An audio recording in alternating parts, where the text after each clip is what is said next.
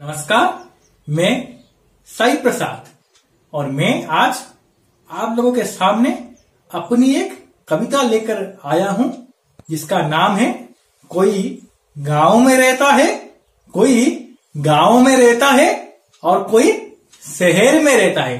तो चलिए सुनते हैं। कोई गांव में रहता है, कोई शहर में रहता है, किसी के पास मुलायम बिस्तर है और कोई जमीन पर सोता है। कोई गांव में रहता है और कोई शहर में रहता है, किसी के पास मुलायम बिस्तर है और कोई जमीन पर सोता है, और किसी के लिए सड़क का फुटपाथ ही उसका घर है, और किसी के लिए सड़क का फुटपाथ ही उसका घर है, और कोई घर होकर भी बेघर हो जाता है। कोई गांव में रहता है, कोई शहर में रहता है, किसी के लिए मुलायम बिस्तर है और कोई जमीन पे सोता है।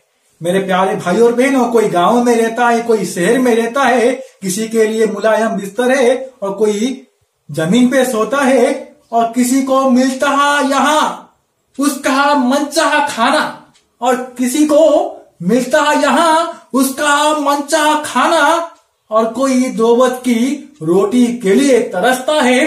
कोई गांव में रहता है, कोई शहर में रहता है, किसी के लिए मुलायम बिस्तर है तो कोई जमीन पे सोता है, किसी के लिए सड़क का फुटपाथ ही उसका घर है, तो कोई घर होकर भी बेघर हो जाता है। कोई गांव में रहता है, कोई शहर में रहता है, और कोई कोई अपने भविष्य बनाने के लिए, और कोई कोई अपने भविष्य बनाने के लिए बड़ा से बड़ा स्कूल कॉलेज जाता है, और कोई कोई अपने भविष्य बनाने के लिए बड़ा से बड़ा स्कूल कॉलेज जाता है, और कोई अपना पेट भरने के लिए दो वक्त का खाना जुगाड़ करने के लिए यहाँ पत्थर तोड़ता है। कोई गांव में रहता है, कोई शहर में रहता है, किसी के लिए मुलायम बिस्तर है और कोई जमीन पे सोता है।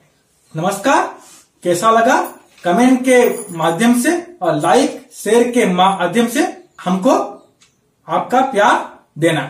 नमस्कार, धन्यवाद। Subscribe, like, share, comment.